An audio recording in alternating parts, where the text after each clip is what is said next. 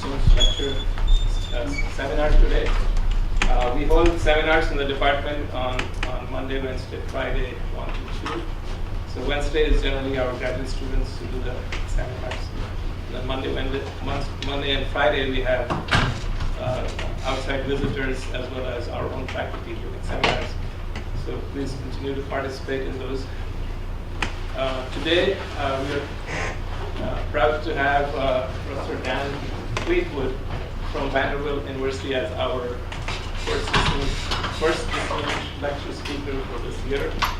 And he is a department chair there in the electrical engineering and computer science, and one of the experts, foremost experts in understanding the effect of radiation on electronics. So his work has been recognized tremendously. For example, in 2009, he won the highest technical award from the IEEE Society, that's the Nuclear and Plasma Sciences Society, NPS Society, recognized him through the highest technical award in that field. Back in late 90s, when he was still at Sandia Lab, his work was recognized. He invented this memory chip that was recognized through as the invention of the year with Discovery magazine. So these are a few of the things. He's a fellow of IEEE, he's a fellow of American Physical Society. He's also a distinguished lecturer within the IEEE Society of Nuclear and Plasma Sciences. So it's great to have him here. He is from Midwest. He grew up in Indiana. He went to, so he's familiar with the climate here.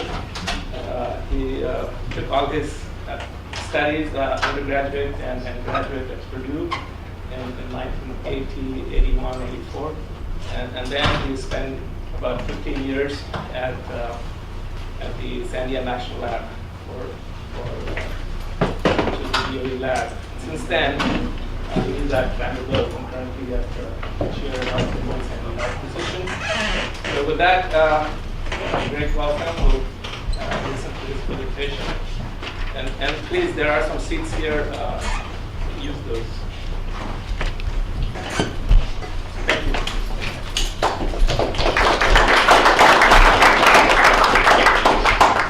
Oh, thanks so much. It's a real pleasure for me to be here at Iowa State, and I'll be happy to talk with you today about two topics that are high on my list of favorites. One is Moore's Law, and the other is radiation effects on microelectronics. Just to warn you, the class that I teach on Moore's Law at Vanderbilt is designed for first-year students. And the class that I teach on radiation effects and reliability is designed for graduate students. And so I'm going to aim the presentation somewhere between those two levels. All right, so we'll start out just reminding those of you, I think by this time probably almost everyone knows about Moore's Law. Moore's Law has been in driving the development of microelectronics for the last 20 or 30 years. Before then, it was an observation about how microelectronics naturally develop. Now it has become a force of will within the community to continue that. And we'll discuss some of that in the presentation. So this is a chart from Gordon Moore's original paper, and it reminds us that Moore's Law has to do with increasing the number of components in an integrated circuit. And in general, the rate of increase is something like doubling the number of components every 18 months to 2 years. And it's not quite as simple as that, because as Moore pointed out, it's not that you couldn't put even more components onto integrated circuits, but for every generation of technology, there's an optimal point where you get a maximum benefit by increasing the number of transistors, for example, in an integrated circuit, And when you go past that point, then yields and problems in production make it no longer useful to do so. And so what has happened over the last 50 years or more is this optimal point of having the optimal number of transistors on a chip has increased at a rate at which it has doubled approximately every 2 years. And so we'll show that. And it's extraordinary in technology or any other aspect of manufacturing of where capabilities will double for such a long period of time. So the focus of the presentation today is to briefly describe Moore's Law, how we got to where we are, where we may be going. So that'll be scaling trends and status. And then in the rest of the presentation, we'll talk about how Moore's Law has affected the response of electronics to ionizing radiation, such as that seen in space. Also, a little bit about displacement damage and a lot about single event effects. So I'll tell you what, if you don't know what these things are, that's fine. We'll discuss them in the talk. And then we'll also talk about how the effects of radiation on electronics, even here on Earth, even if we're not in space, may limit the future scaling of microelectronics. So when you're trying to find a good illustration of Moore's Law, there are a lot of examples that you can find. And so I went to the definitive source, Wikipedia. And the reason I went to Wikipedia is because this is a really clear chart that's easy to understand.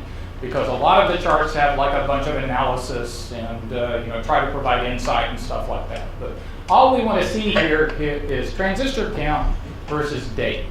And so in 1971, so Gordon Moore said that in 1965 it looked like the number of components on an integrated circuit was doubling about every year, and later it was about every 2 years. And so in 1971, this had got to the point where there were about 4,000 transistors in an integrated circuit. By 2011, you can see that this was up around 1 billion. And nowadays, state-of-the-art integrated circuits are getting close to 10 billion transistors in a chip. So going from 4,000 transistors on a chip to 10,000 transistors on a chip doesn't happen automatically. But for the first 30 years of this curve, it happened by making transistors smaller in two dimensions. So transistors were, well, before we get into the details, let's put Moore's Law in a little bit of a broader context. Okay, so this is generally what happens with computing as a function of time, and this is starting now before 1900. And so the Moore's Law portion of the plot starts here in 1965 and goes up, so here we are in 2016 or so. So this is where Moore's Law is in this overall pattern of where going from doing calculations by hand, maybe using an abacus or so, was replaced by mechanical computers, and then by vacuum tube computers, and now by microelectronic computers. And so Moore's Law speaks to the 50 or so years here where we're on a path of continuing acceleration in the ability to calculate things faster and faster and faster. And there's a whole nother talk that can be given about what might happen if computers continue to get faster and faster and faster for another 50 years, but there are some very good reasons based on on physical limits that won't happen. And in fact, there's also reasons to believe why Moore's Law, as it existed from 1965 until about 2000, has changed into something that's a little bit different from what it used to be. There's also evidence when you look at things like so here's a chart that shows, so this isn't the number of transistors now. This is computations. This is computational speed.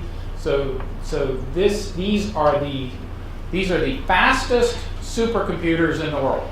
Okay, so the fastest supercomputers in the world are going to reflect Moore's law progress as clearly as anything else. And so in 1994, the fastest supercomputer in the world was about a teraflop per second. Now we're up close to over 100 petaflops per second in the fastest supercomputers.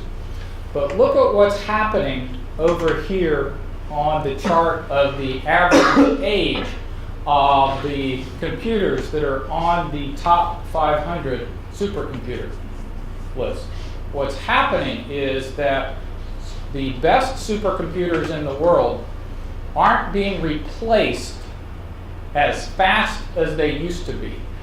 Okay, so one of the things that's happened is that this list used to turn over a lot faster. So with every generation of technology, you used to get new supercomputers that were the latest and greatest and fastest. But now, new supercomputers are staying super longer.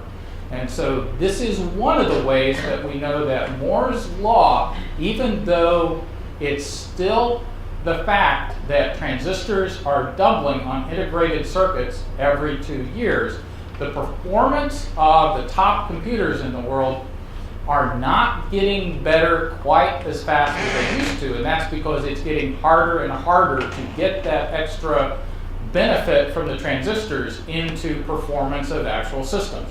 And so at a point when you're not seeing a benefit from doubling the transistor count on a chip, industry will only do that for about 1 or 2 generations before they realize that this is a losing proposition. Okay. So this is to show how we got to where we are. And so until about 2000, the main thing that happened were things like the transistor gate length decreased. So when I started working on microelectronics, it was the mid-'80s, and we were about in 2-micron technology. So 2-micron CMOS was just coming onto the industry. 16 kilobit memories or so were being replaced by like 64 kilobit memories. You know, this is kind of like a joke now when gigabit memory is I don't know, a nickel or something like that. So anyway, memory used to be really hard to make, and it used to be small, and you used to worry about what you put into it and how quickly you flushed that out. Okay, but as transistors got smaller and you packed more of them onto a chip, memory became less and less expensive, and it became more and more reliable. Okay, so these were very good things. And so until about 2000, so the transistor dimensions were so gate lengths and gate widths were decreasing, and the thickness of the dielectric layer, so this is a schematic illustration of what a transistor looks like. And so the channel length was decreasing, the channel width was decreasing, and the thickness of this oxide was decreasing. And there was a point where if you extrapolated this curve, this was the joke that I used to tell to my students, I promised them all that I would retire when the gate insulator thickness became negative. So when I say there are physical limits to what we can do with transistor scaling, that's one of the physical limits. You can only make an insulator so thin before bad things happen.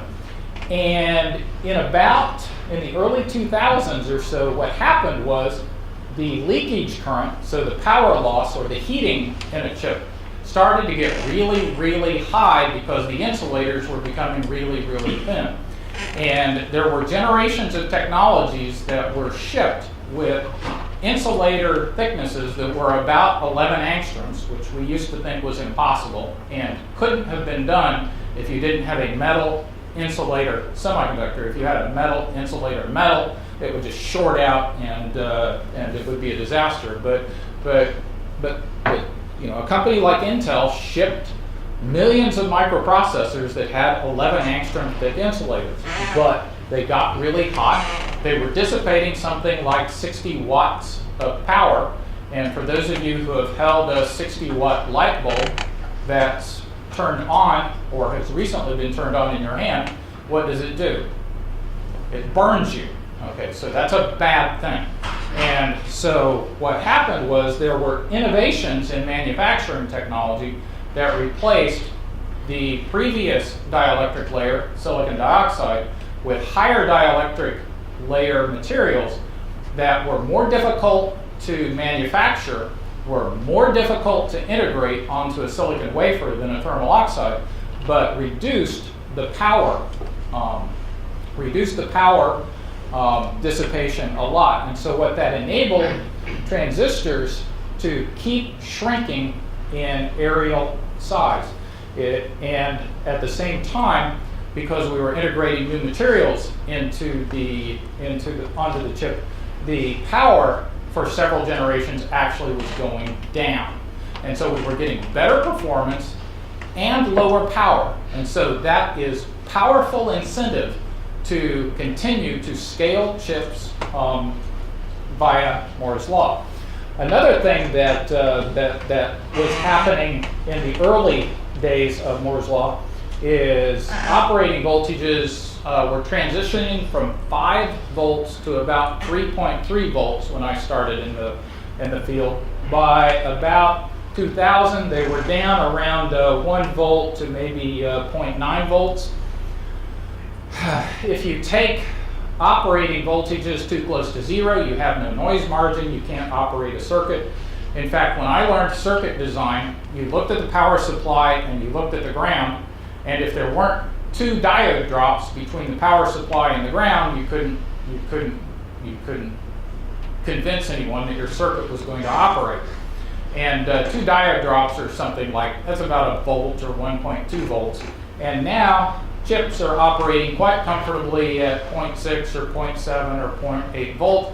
And so not only do we have one inverter operating at less than 2 diode drops, we have 10 billion transistors on a chip working reliably, giving you fast microprocessors and reliable memory where you have less than 2 diode drops between the power supply and the ground. And so what that means is that people realized how to do circuit design in such a way that you didn't have to rely on just kind of eyeballing a chip design, but computer-aided design and high quality control manufacturing made all of this possible. Okay. Not easy, but possible. Okay.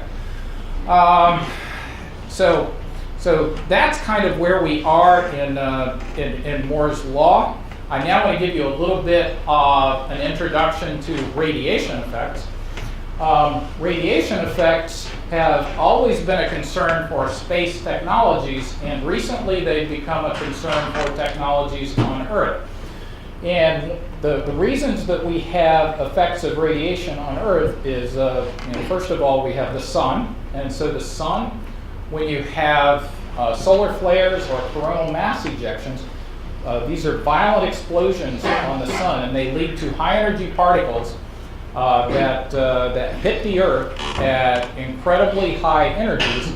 And if it weren't for the Earth's atmosphere and the Earth's magnetic field, they would be disrupting not only electronics, but human life on the surface of the Earth. And in fact, if you look at what happens to the Earth's magnetic field in a solar storm, it looks like what would be happening to flags on the east coast of the US as Hurricane Matthew goes up. So the Earth's magnetic field in a big solar storm, instead of being something that has these tiny belts or so, it flows it flows outward. So it's the Earth's magnetic field is not a let's see how I can. There we go. So the Earth's magnetic field is not a static thing, but you also get trapped particles in the Earth's magnetic field, and any satellite that orbits the Earth has to survive in this high radiation environment. And so you also get galactic cosmic rays, which are incredibly energetic particles that are created in things like, in the most violent explosions that occur in the universe, create particles that have TeV, so 10 to the 12th electron volt energies or greater. And so you need something like the atmosphere of a planet or something really thick to shield it against those, to block them. And the effects of this radiation have to lead to charge trapping in insulators, so that's a total ionizing dose effect. This is a cumulative effect that occurs over the lifetime of a part. A single event effect is a photocurrent in a chip that occurs when a single energetic particle goes through a sensitive volume of the chip. And displacement damage is disruption of the semiconductor lattice when you have a high energy particle. And the Earth's radiation environment changes with time, or the near-Earth space radiation environment changes with time, and it changes with geographic location. You have more energetic particles near the poles because there's less magnetic shielding near the poles, and there's this big feature over South America and the South Atlantic called the South Atlantic anomaly that exists because the Earth's geomagnetic poles are not at the same location as the Earth's geographic poles. And so the radiation belts are pulled in towards the surface of the Earth in this region, and they're puckered out over here somewhere in the middle of the Pacific, where we care a little bit less maybe about the effects of radiation. But if you're trying to operate in low Earth orbit in this area, it's a very challenging problem. Okay. So what happens in devices? So what happens in devices is when ionizing radiation, and by ionizing, this is energy, this is radiation with high enough energy to create an electron hole pair. So something like a microwave, that's not ionizing, that's just heating material. But this is these are like X-rays or high energy protons, high energy electrons. And so when those hit an insulator in an electronic device, electron hole pairs are created in SiO2 under positive bias. The electrons are highly mobile. They will move into the gate. The holes are transporting much more slowly than the electrons, and a fraction of the holes will be trapped in the insulating layer. Moreover, some of the transporting holes will transfer their charge to hydrogen that's inevitably in the insulating layer. The hydrogen will then drift to the interface under the electric field, react with passivated bonds at the interface, and form interface traps. And so basically we get defect creation and trapped charge that occurs over the lifetime of the device. So that's one radiation effect that we worry about. The radiation effects over the lifetime of the device, total ionizing dose effects, improve with decreasing oxide thickness. This happens for two reasons. One is that the thinner the oxide, the less charge can be trapped. That's just a volume effect. And the other reason is that the effects of trapped charge on transistor operating characteristics depend on the first moment of the trapped charge. And so the closer or the farther away that the charge is from the gate where you're applying the bias, trying to control the circuit, the greater their effect is. And so the thinner the oxide is, the less effect that a given trapped charge has in the transistor. Moreover, when you have an ultra-thin dielectric layer, tunneling electrons from the semiconductor channel will actually annihilate the trapped charge. And in fact, in ultra-thin oxides, it's really difficult to trap charge stably. And what that means is that when you look at the total ionizing dose hardness of even devices that aren't deliberately built to be tolerant to ionizing radiation, tends to get much better as with Moore's law scaling, because the gate dielectric gets thinner. And so total ionizing dose effects due to the defined transistor in the circuit have gotten much, much less of a concern. The main limitation of commercial microelectronics, so one of the reasons that you can't take a commercial chip and just fly it on a satellite without checking is that in many of the structures, the isolation, so the insulator that isolates one transistor from another transistor is much thicker than the insulating layer in like your logic transistor or your memory storage transistor. So the area between the transistors can actually trap charge and lead to conduction either between devices or along the edge of devices that leads to additional power dissipation, which is bad for the system, or can actually cause logic errors. And so the positive charge can create a leakage path that will cause unacceptably high power dissipation or even logic failures. And so this is the primary difficulty with commercial technologies today in a radiation environment. But because of Moore's law scaling, as you're packing more and more devices closer and closer together, manufacturers actually have to make those insulating layers thinner as well, and so it's actually gotten better with Moore's law scaling too. So total ionizing dose effects tend to be less of a problem because of Moore's law scaling. All right. Now I said that things were getting more complicated with Moore's law. So about up until 2000, we were shrinking dimensions.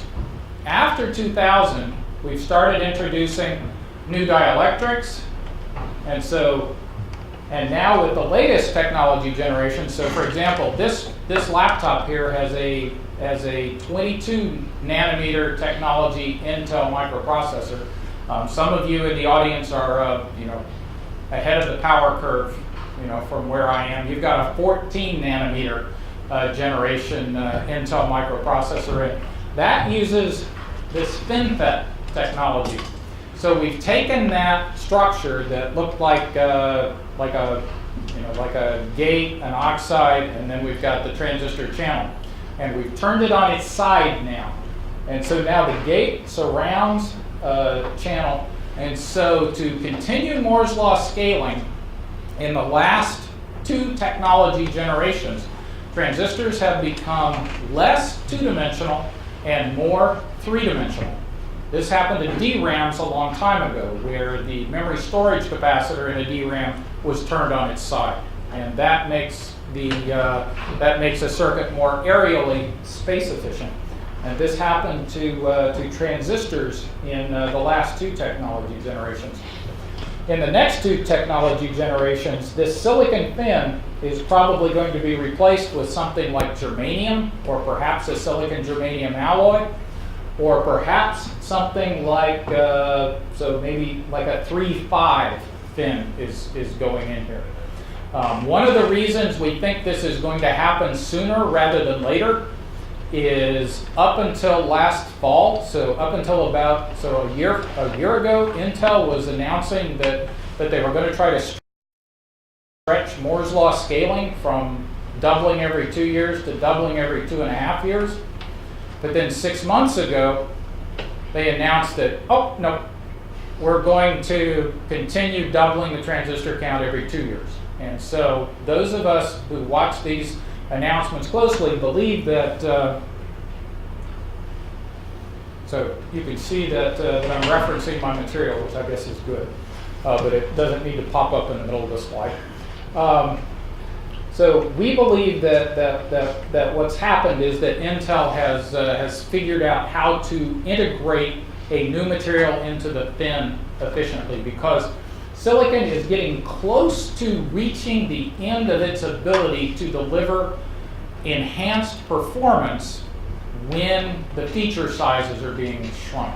And so if you cram more components into the circuit, but they don't perform any better, then at some point it stops becoming smart to do that. And so these are new ways that the industry is exploring to keep Moore's law scaling going on for another several generations. And in these more three-dimensional structures, instead of having that super thin gate dielectric, now I've got all kinds of insulators in the 3 dimensions in the chip. And so something like total ionizing dose effects has to be reevaluated every time the industry changes these transistors. Okay, and just to show you an example of what happens when we went to FinFETs. So this paper is already about 7 years old, but these are photomicrographs of some early generation FinFETs.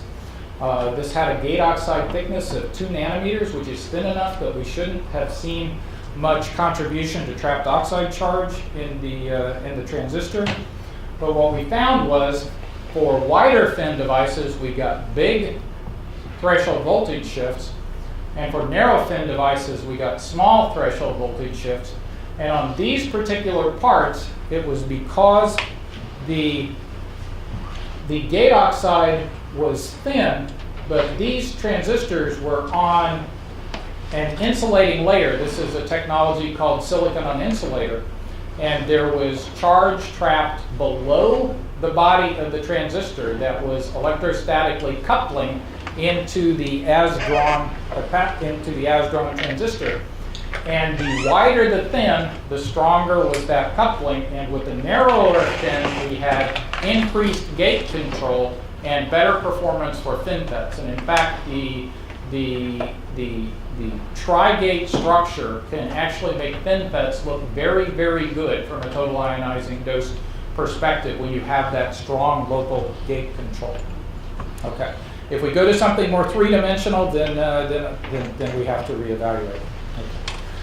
Okay. Beyond silicon, maybe there's something, so we're having a lot of fun with graphene right now. If you look at graphene, graphene is this nifty two-dimensional structure. So this is a true, so this is 1 atom thick. So this is ultimately scaled in thickness. Problem with something like this is, unless you want to put graphene on air reproducibly more than 10 billion times on a chip, we can't do that, and we're probably not going to be able to do that. You have to integrate it into silicon technology, and if you put it on something like an insulating layer, there's charge trapping and there are defects, and graphene transistors on oxide look horrible. Okay. So when you hear about graphene, it's a fabulous material. It has high electron and it has high carrier mobility, but it's hard to integrate with silicon. If you put graphene and surround it by something like boron nitride, it looks better. But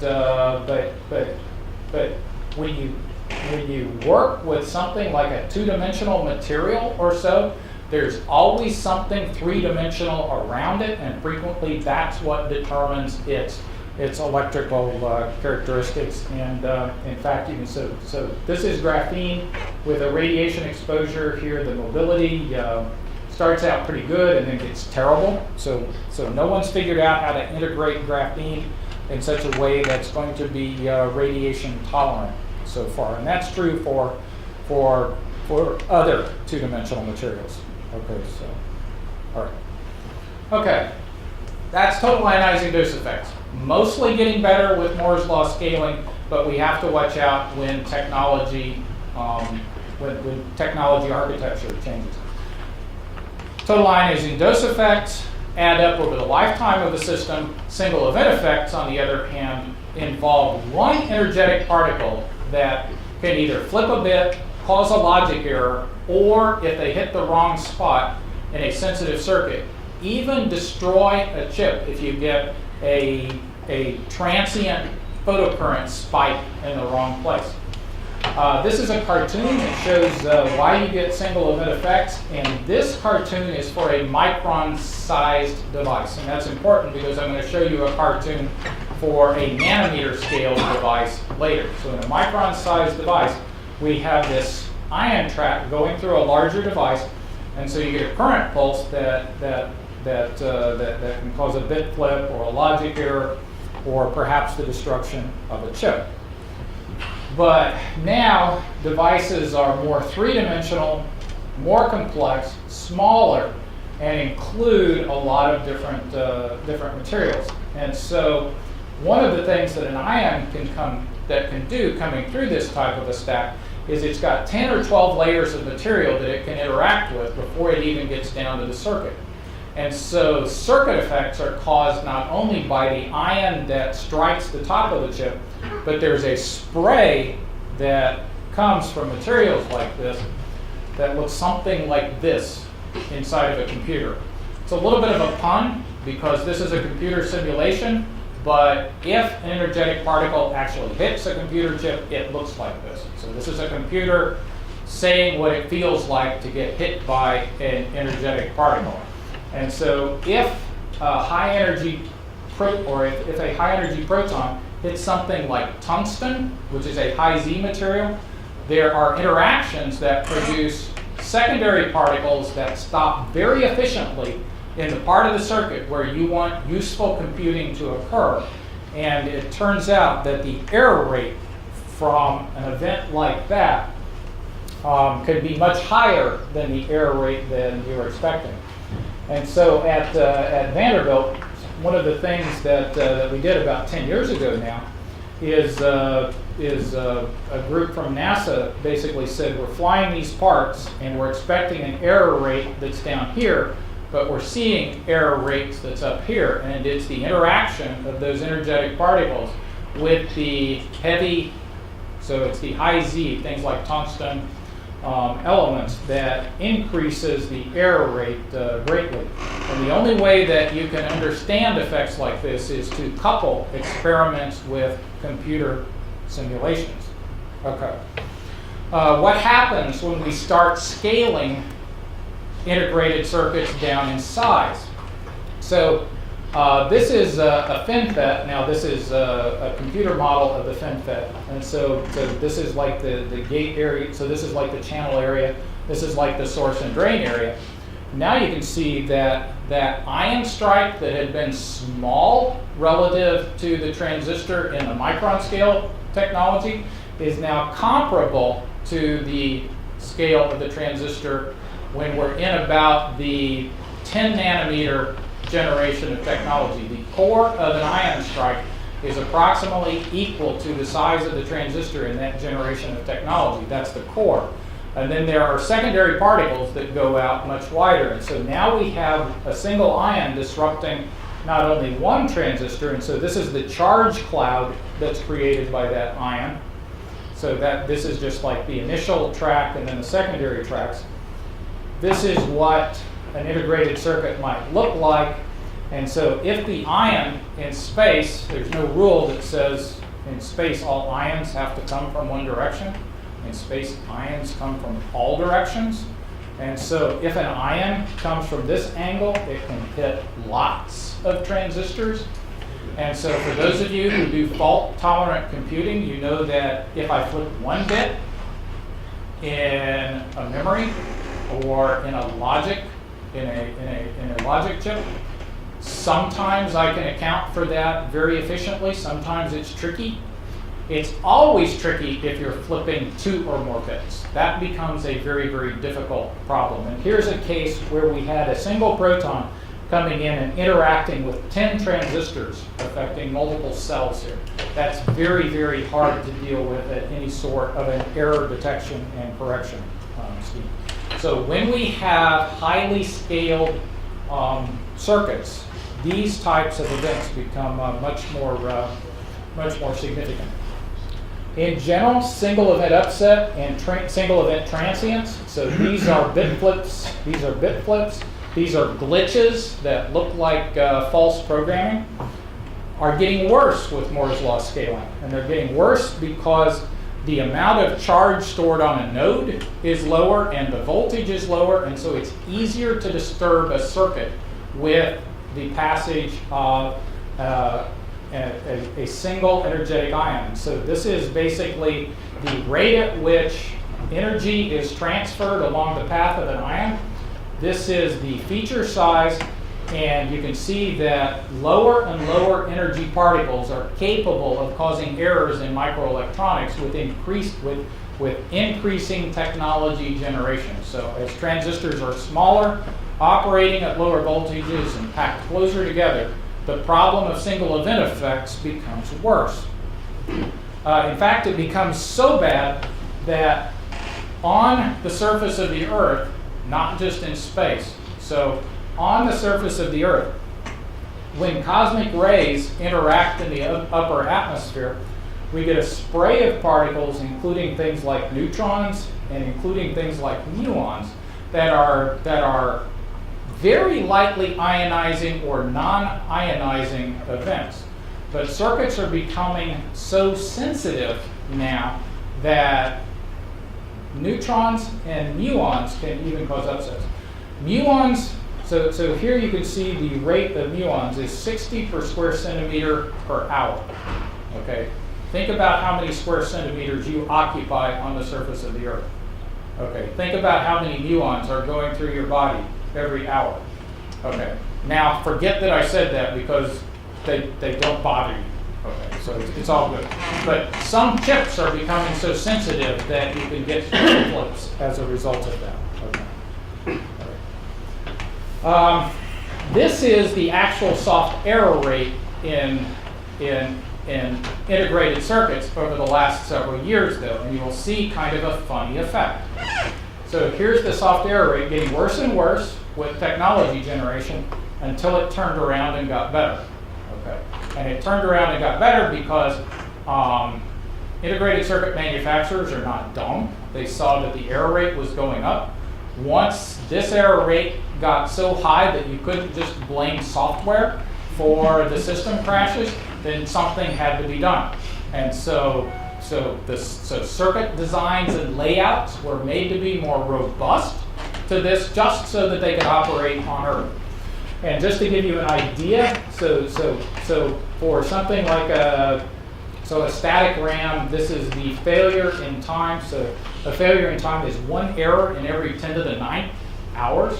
10 to the 9th hours is a long time. Okay, there are about 3 times 10 to the 7th seconds in a year, so 10 to the 9th hours is a long time.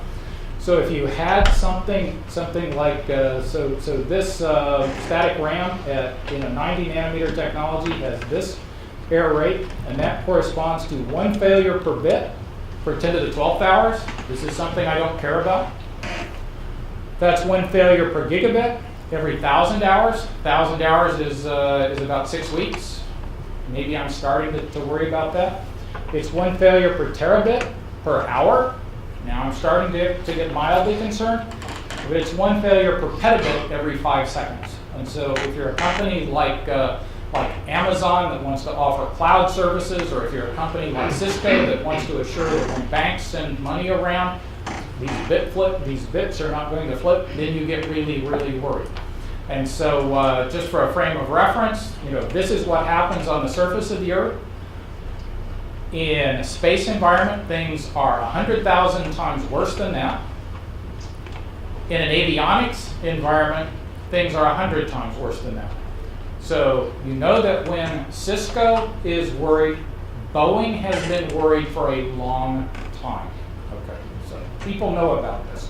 And the reason this trend is not getting worse with scaling is because people know about this. Okay, we've actually measured muon upsets in microelectronics at Triumph in Vancouver, but the good news is we had to turn the power supply voltage down to see the errors. So far, the circuits that we're operating are not sensitive to muons, but that's no guarantee that they won't be under normal operating conditions. But smaller feature sizes and people who try to do ultra low power circuits with really low operating voltages could run into this big muon upset problem. Okay, the last topic that I want to cover here is displacement damage. Displacement damage is complete disruption of the semiconductor lattice due to the passage of an energetic particle.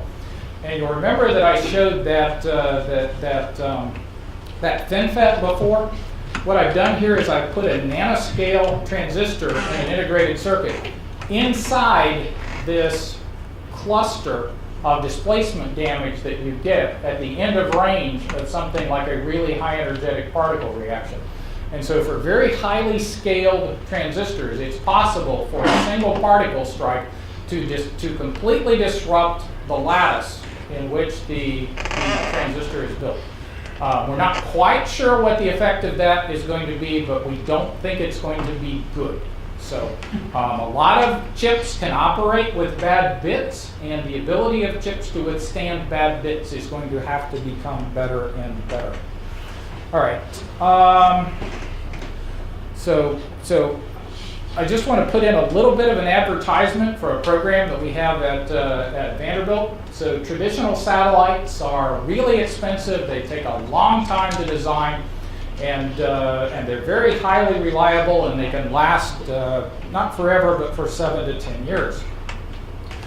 One of the things that we're doing in our group is we're building these CubeSats. You know, there probably are related activities. I don't know that CubeSats are being worked on here, but it wouldn't surprise me if they were, because CubeSats are very, very popular, and everywhere you have interest in electronics and aerospace, CubeSats are great, because CubeSats are something that you can start doing when you show up on campus on your first day. You can start learning about CubeSats, and in fact, we have students who do that.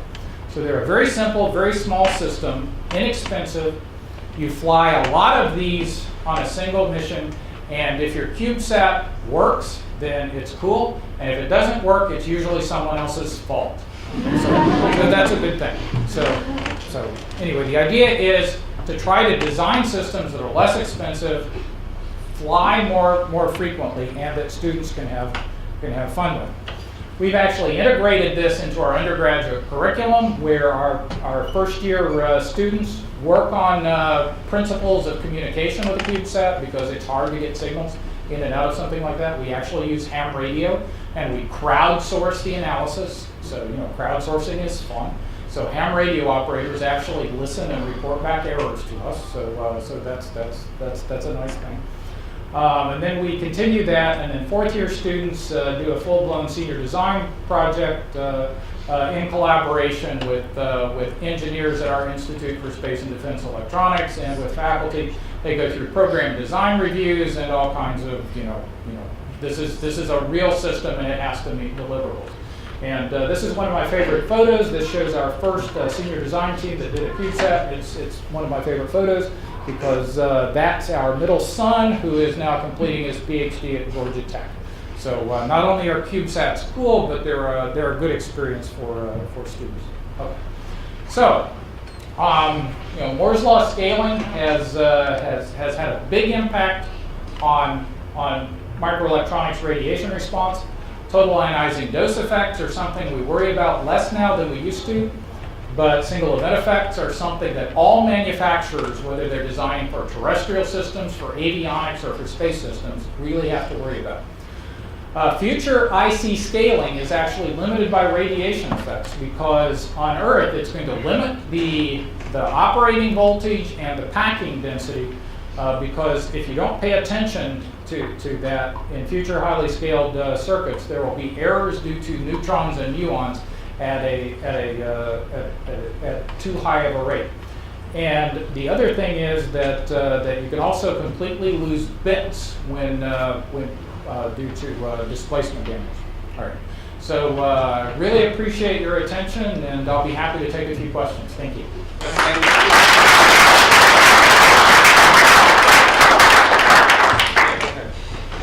So if I understood correctly, all of the data that you cited was for sort of COTS hardware, and I was wondering how that compares to the latest in rad-hard designs for similar components. So most of the data. So there were a couple of the data sets in there. So like that one example for like the SEE, that was a hardened circuit. We wouldn't have actually seen those effects if it weren't a hardened circuit. But for a hardened circuit, what you lose in terms of performance is about 3 to 4 technology generations. Right. And so right now, if you have so instead of having, say, like a 22 nanometer based microprocessor, you could buy maybe a 130 nanometer microprocessor. And if you're willing to go back 3 or 4 technology generations and pay about $10,000 for each microprocessor, you can get microelectronics that are designed and processed to survive these environments. And you can also, with radiation hardening by design, get closer to the state of the art, but you're giving up a lot of area there. And so if you don't need the full performance of the technology, you can get better radiation response. What's the penetration gap for the neutrons, the terrestrial neutrons, and also for the high-energy particles? So terrestrial neutrons, so everything is essentially transparent to a neutron, right? And so the rate of interaction is so the thing that limits terrestrial neutrons is 15 minutes they decay, right? That's what neutrons do, and their probability of interacting in material is very, very low. And so the thing that happens when a neutron hits is when you have that rare interaction there, you actually get a nuclear reaction in the silicon, for example, and you get 2 energetic particles that cause the SEE. Okay, so that's what happens there. And so they're not ionizing particles, but the particles that are created if like if like a neutron gets absorbed in a silicon 28 to form a silicon 29, which is then that gives you like a lithium and an alpha or something like that. So that's actually what a neutron will do. And your other question, so the range of something like a